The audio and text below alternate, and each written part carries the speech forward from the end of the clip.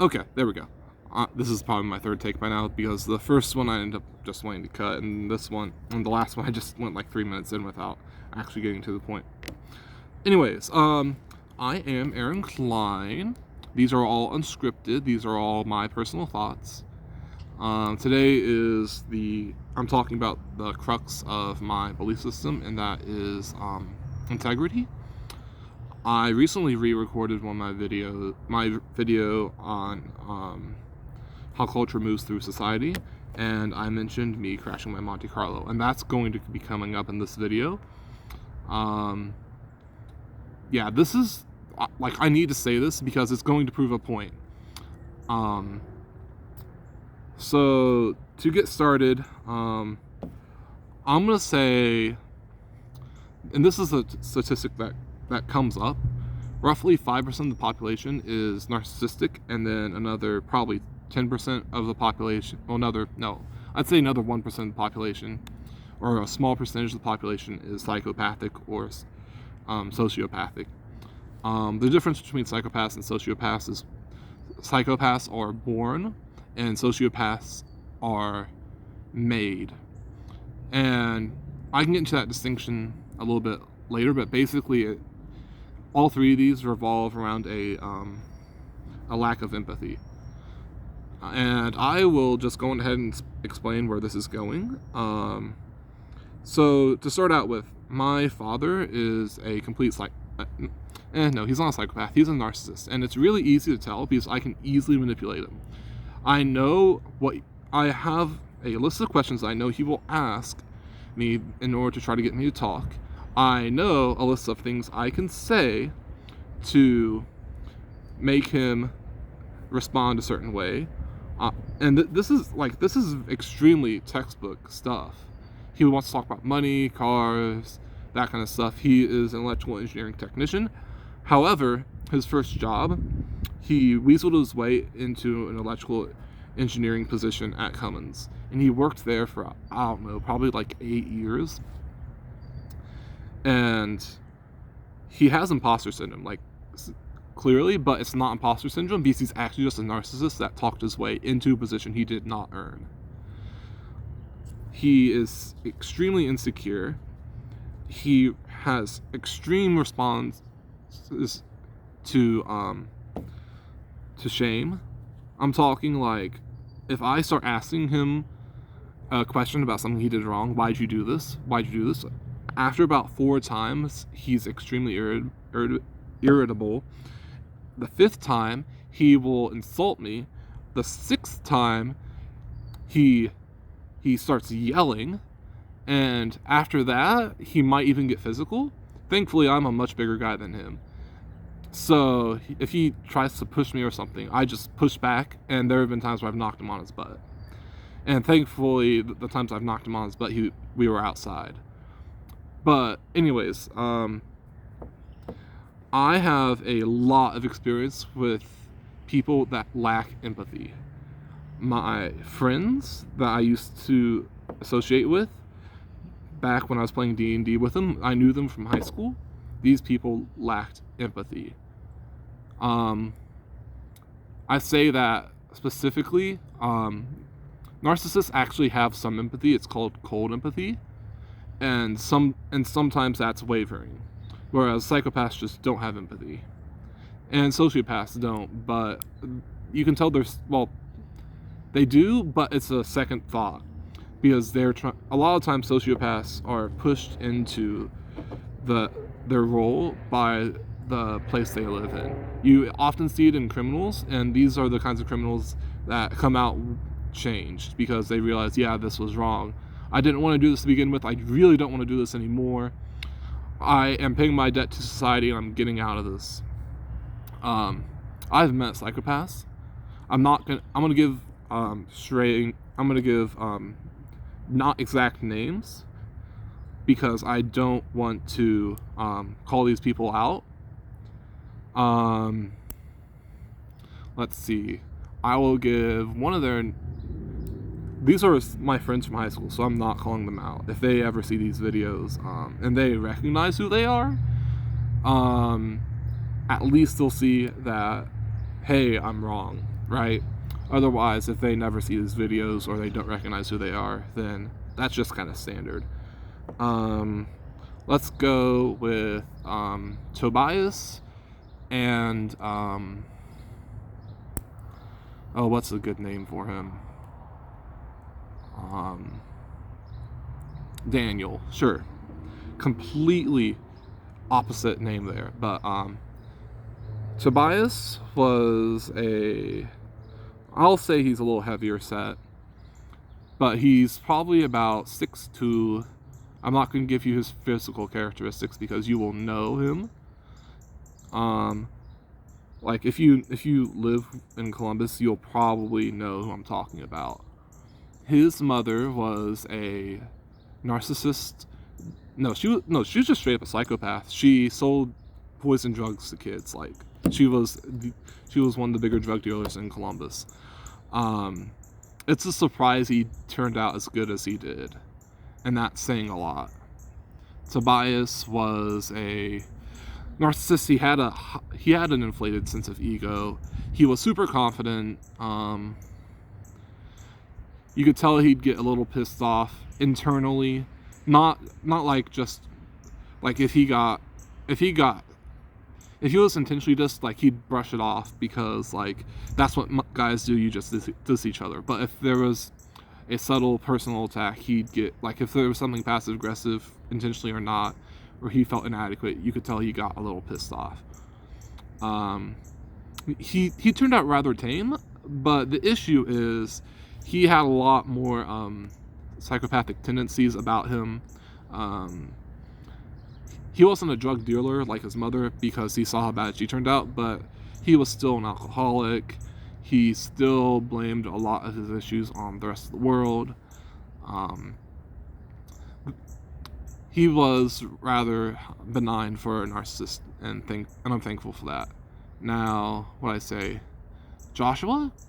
Yeah, I'm pretty sure that's the name I gave the other guy. Joshua is a complete psychopath. He also is a drug dealer. He extracts out DMT and sells it on the streets. He lies on all of his resumes. He just has no empathy. He's literally said out loud the stuff that you're not supposed to say out loud, like he's helped a woman abort her kid without going to a clinic, so he literally took a baseball bat and hit her stomach. He even said he'd gladly do it without even getting paid, even though she was offering. There was just some really bad stuff. This guy was gaslighting me and gaslighting the rest of my friends. There were times when he was just straight up telling the truth, and it was awful stuff. Now, I'm not going any farther into them because now I'm going to talk about me. I participated. Yeah, as a Christian, like even after I was baptized, I participated in this kind of stuff. I'd talk with them about like, he was asking what kind of acids he would need, and I said, just use citric acid, it's super available. For me, I cross a lot of boundaries. And this is why I'm talking about my Monte Carlo. I don't view the law like everyone else. For me, it's what is actually enforced, and can I get away with it? And that's hard to think about, but like when you end up going 70 and a 55, yeah, sure, that's kind of timid compared to what other psychopaths do, but like clearly I am not as congruent as I look. I might have all these good ideas, and I promise you, I 100% do not want to control your lives. I want to change the world so that way I have a better future. Not just you. I'm not saying this is what you must do in order to have a better future because I want you to have a better future. I'm saying I want that better future too. And I'm not telling you what's best for you just for your own good. I want it for my own good too. I'm not going to be as bold as to say I know what's best for you. I'm saying I know what's best for me, and I hope you can see that it's also good for you. Now you might ask, Where does that all come in? Quite frankly, again, with my father, he's a narcissist. My family, I'm almost certain it's genetic. We lack emotional empathy the way most people think about it. We all have cold empathy, including my sister, which is crazy. I've told her multiple times she could run a company. I'm pretty sure she could be a CEO easily. Thankfully, my sister and I each set our own guidelines within ourselves.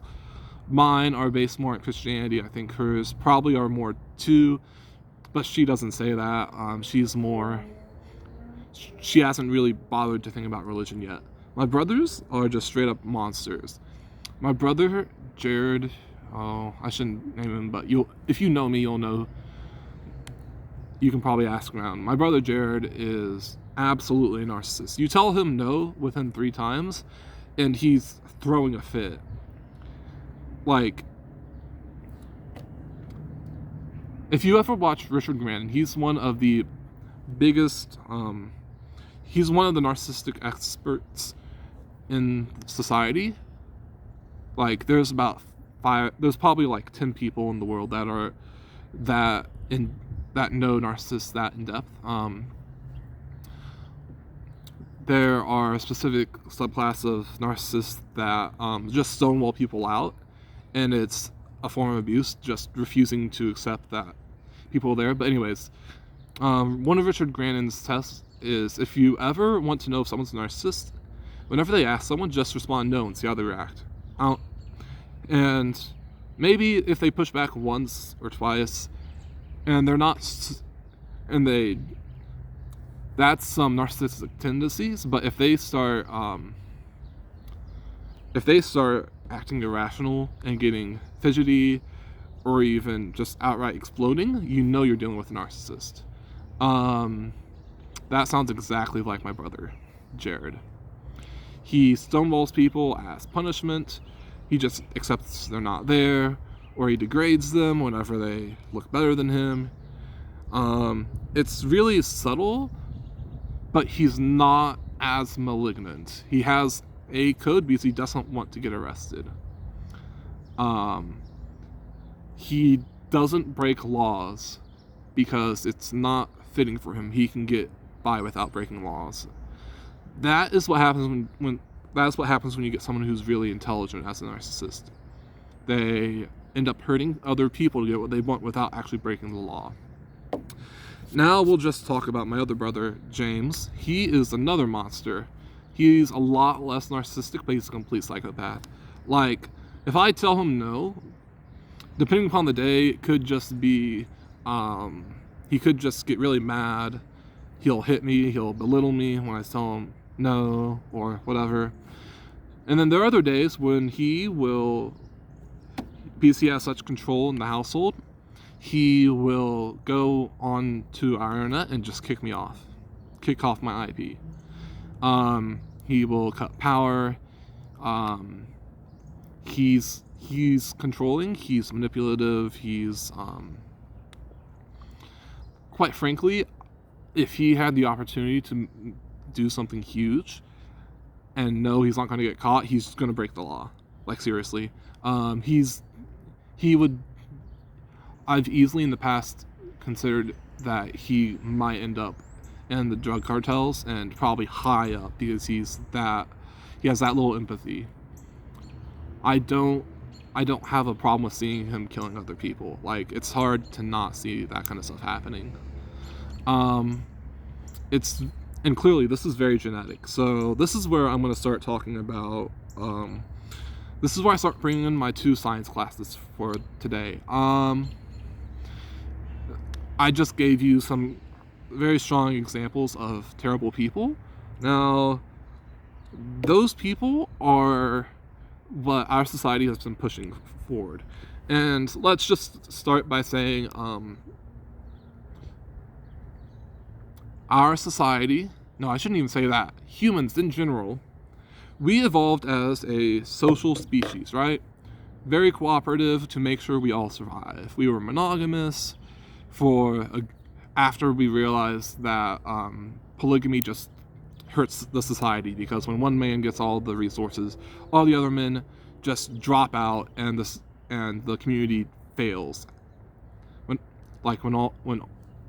When one man gets all the females. Yeah, that's the best way to put it. Basically, all the other men just don't do anything because they no longer have the family to supply for.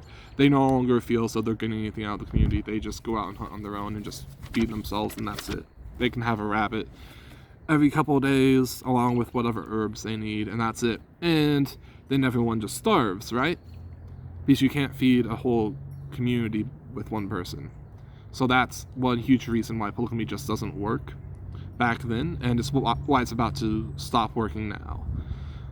Because our resources are about to become scarce, and all the top alphas just are going to realize, oh shoot, my plumbing doesn't work, and none of the plumbers want to come work and do the job because they don't have any reason to come do the work. My electricity's gone out. The buses are all broken. My car's broken. I'm not a mechanic. Stuff like that.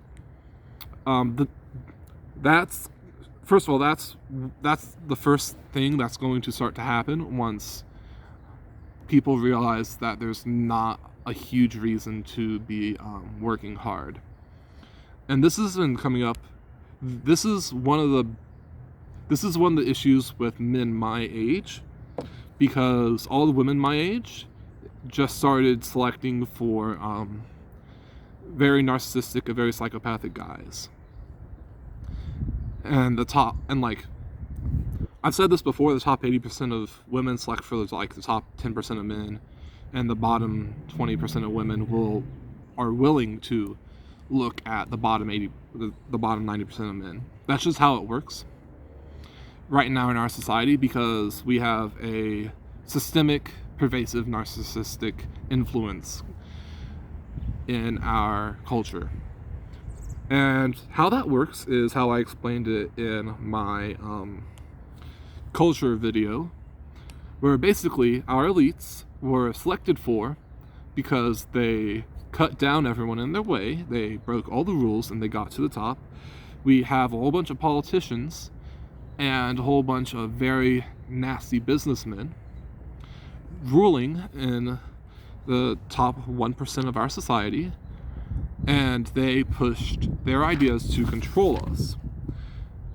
And these ideas are very narcissistic. They are saying, I know what's best for you. And that's not a good thing, because quite literally, it's what's best for me when you do what I say, what's actually going on. So, evil people, I'll say evil because literally this is what we consider evil in our society. Even nowadays, people aren't actually looking at these people as faces. Like, if they don't see these people, they just accept whatever the news tells them about them. Evil men, I'll say some women, but mostly men, and it probably falls in line with the narcissistic ratio of like 9 men to 1 woman, or like 10 men to 1 woman are narcissists. It probably falls heavily in line with that. Those are the people that got into our politics and into the places of power through economic means. And these were extremely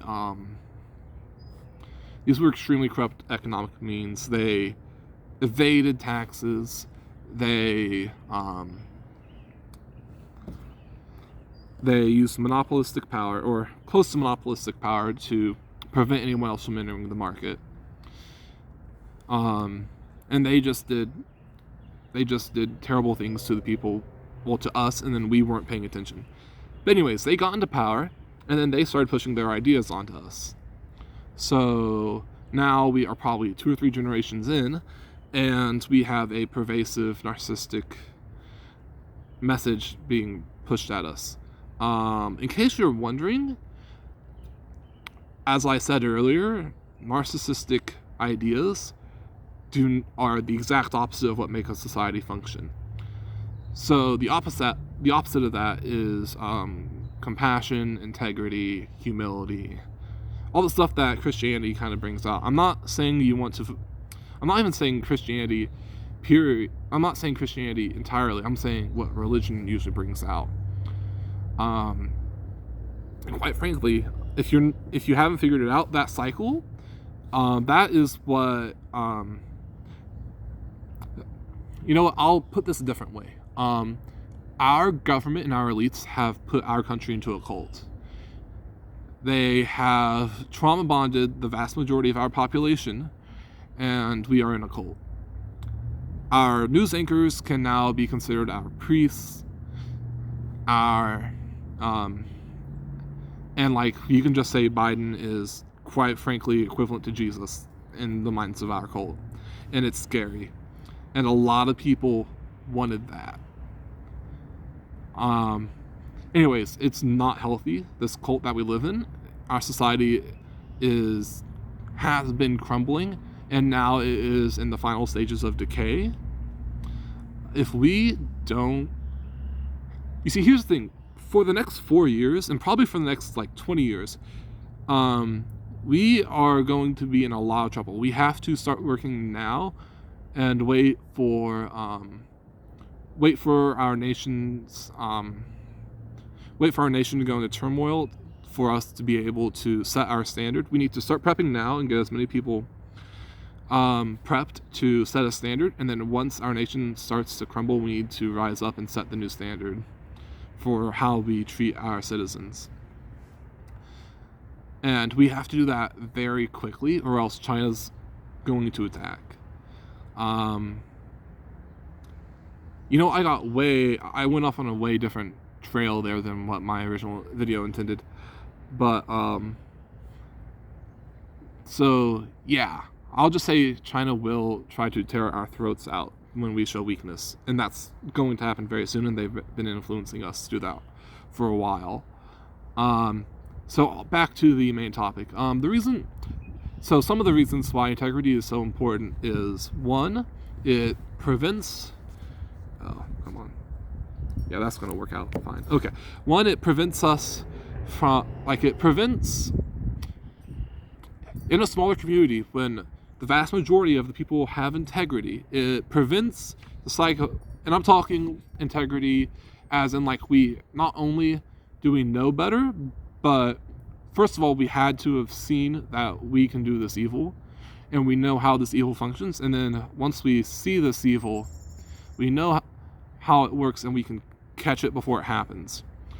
This is a very Peterson idea. I think it probably goes back to Charles Jung, and it's this idea that you have to integrate your shadow into yourself and understand how the evils of this world work, so that way you can keep them at bay and chase them out. This is how society has to function if you want it to survive, and we didn't do that. We welcomed them in, and then they won't leave. There have been, I don't know who to quote for this one, but there's a phrase out there that says, it's easy to invite the devil and it's hard to get him to leave. It's easy to let it's easy to let the sins in, and it's hard to get them to leave. I'll just be frank, I didn't respect the law, and I killed my car because of it. I'm not as congruent as I look a lot of times. I have authority issues, and a lot of that is because I have been an outcast for a long time, and that helps me be okay with the fact that I don't need to follow what the government says, because quite frankly, I can see the government is not as good as it says it is. That's bad, though, because I still need to be able to respect the government, and I just don't a lot of times. It's one thing to say I don't respect these things. Well, I don't appreciate these things, but I will respect the government, and then what I'm doing is just... There are times when I'm just blatantly disrespecting the law, and that just needs to stop.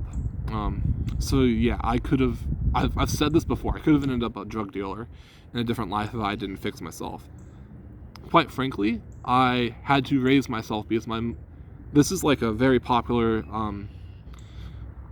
set up in a broken family setting. The father is a narcissist, and then the mother is a codependent. So end up being children that consider themselves God because the mother pushes that idea into them, and they end up being narcissists. That is one of Richard Grant's theories. I don't think it's going to be proven for a long time, but I will say that probably would have happened to me if my dad stayed. I would be a monster if my mom didn't kick my dad out.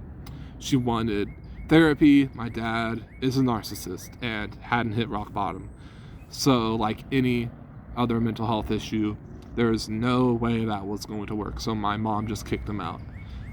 Now, sadly, my mom still was a codependent, and she still put a lot of praise into my brother James and a lot of coddling to my brother Jared. So they ended up monsters. My sister, she didn't coddle too much. She pushed her. My mom pushed her to do better.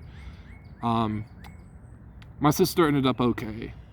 Yeah, she's a little cold, but it's better than being a monster. I, on the other hand, started down that path, and then I got black sheeped. It just happened once my dad left. I was no longer his play buddy. I saw after my dad left, I saw very quickly the monsters in the house. I just started seeing the monsters of the world because I saw how my dad acted. I saw how other humans acted. I compared, and I said, this is wrong. I told my mom this is wrong, and I got ignored. And that's bad. You need to talk things through with your children. If she ever sees this, she's gonna be mad at me, but I'm calling her out, whatever.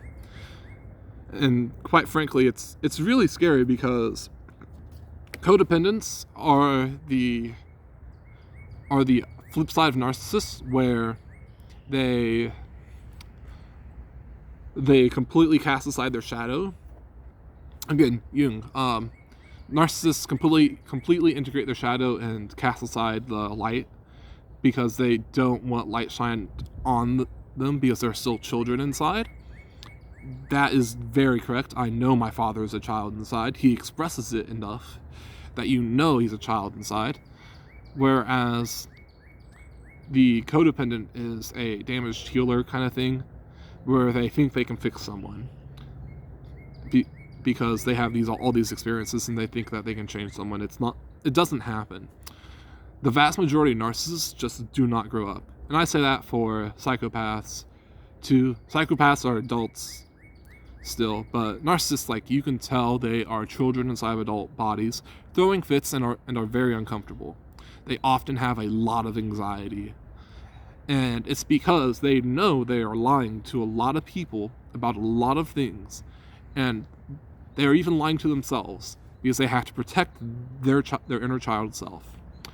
Now, in case you are wondering, where do I get a lot of these brazen ideas? There's another guy out there that he himself is a narcissist, studying narcissist. His name is Sam Vaknin. I hope I'm pronouncing that correctly. He oftentimes gets extremely brutal, and that's very helpful for anyone who has grown up enough within themselves to accept that these people exist and they have to be able to recognize these people. I think he's actually said, and this is almost verbatim, that narcissism is not necessarily a mental disorder, it is a post-traumatic response from the childhood. And that's how therapists should be treating mental disorders sort of, where mental illness. This is anyways, in his words, sometimes, the way he ends up treating narcissism is oftentimes it's the father that ends up being the narcissist in the child's life, so that person grows up. So he ends up letting himself be the father figure for them, and does his best to emulate their experience, and that just ends up, it doesn't cure them. It teaches them, one, that they lived through it, and two, that they don't need that because they lived through it. They're not going to get hurt anymore by the same experiences. So it's not a cure, it's I don't need this anymore, so I'm not going to use it. It's no longer a response. Anyways, that's him speaking. He's one of the leading narcissist experts. But anyways, he has said, and many other I don't know how many other, but some more narcissistic experts have said that currently it is almost like the next evolutionary leap to discard your empathy and behave in these ways to get yourself ahead. And that is correct, with one caveat which blows it completely out of the water. Humans have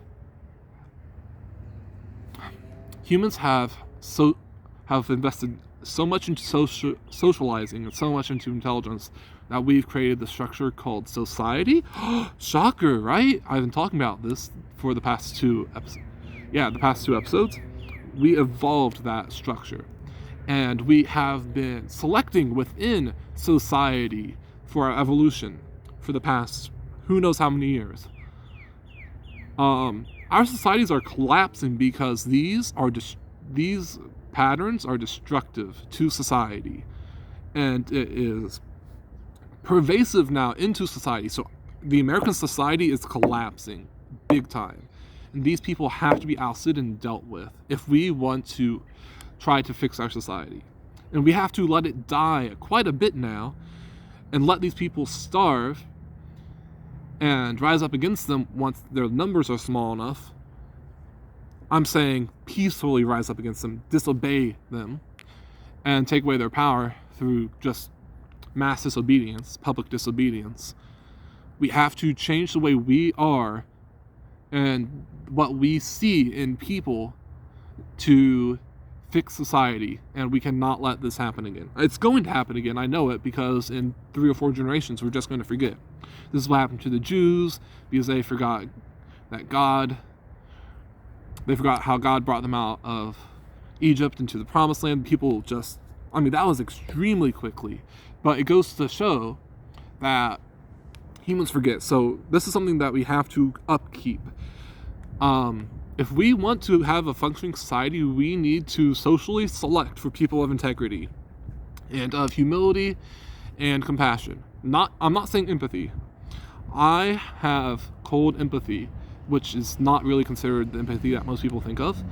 And what I have probably helps me better than someone who's completely emotionally invested into something. Now, I will say this. I do my best to do a lot of the things that come with this emotional empathy.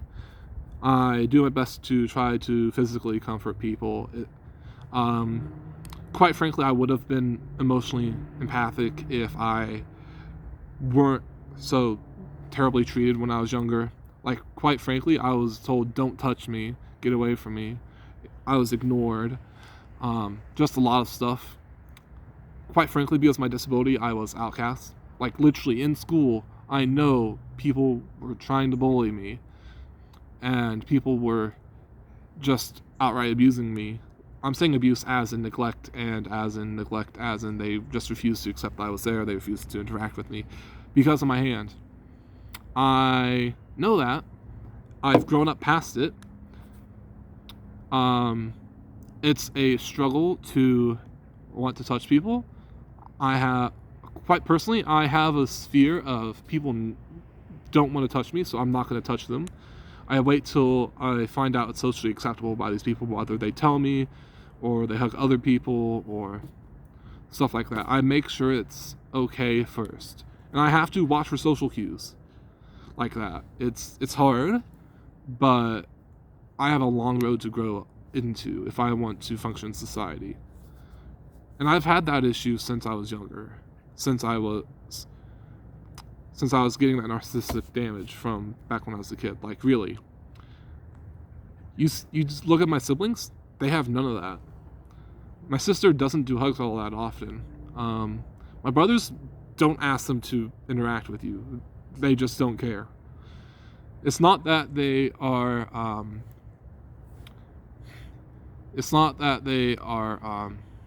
oh, whatever. It's not that they just prefer to hide away and collect their social battery back. Introvert, there we go, that's the word. It's not that they're introverted, it's that they simply do not want to interact with society. And you will see it. I mean, it's hard for my brother Jared to work in retail. My brother James goes in and works security at night for a company and gets paid like 13 something an hour, and he works overtime, and he brought home like 80K because he worked so much overtime. No, it wasn't 80K, but it was a lot. It was like 50K. A lot of times these people are just actually antisocial. And like by definition, antisocial. I do my best to overcome my social issues. That's one of the reasons why I'm starting to make these videos, because I want to be able to publicly speak, and I need to build up my courage. This is me fighting against my upbringing. I've had to work hard against it. Other people don't. So yes, if society wants to progress, it needs to select for integrity. I'm just saying this again: integrity, humility, and compassion. Again, this is why I say, because of my compassion with the circumstances, because I have met these people, I want compassion on people who are drug addicts. If you agree to go get help and you stick to it, then that should be you paying your debt to society. You are getting fixed, so that way this doesn't happen again. A lot of the times, the debt to society part that people think of, it is more, how do we prevent you or make sure you don't do it again, prevent you from causing this transgression, or make sure you don't do it again. And a lot of the times that is, people who are on drugs get the help they need. Yeah, you can probably use this to pull apart some of my political ideas. And this is, like, it's a lot easier to call me libertarian, but I hate the Libertarian Party. Quite frankly, I lean somewhere right libertarian, but that's only because I think we've already given government too much power. And I'm not libertarian so much as I am saying we want the government to have as little power as possible. There are some things we do not want our government to be running. Yes, we should let our elites run the government to help set a precedent, but at the same time, we still want our own community to do our own policing and choose the laws we need to enforce. And that's one of the few plus sides to living in Indiana. Our cops enforce what laws they want to enforce. We have a huge drug issue, so they enforce drugs. If you go down Interstate 65 and you're going 80, you're going 80.